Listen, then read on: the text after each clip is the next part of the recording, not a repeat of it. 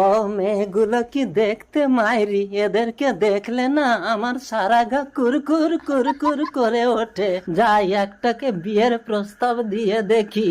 ও দাদু আমাকে ডাকছো? আমাকে বিয়ে করবে?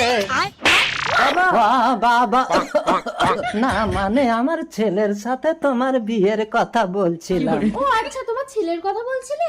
হ্যাঁ। ছেলেটা খুব হ্যান্ডসাম, বল নিতা।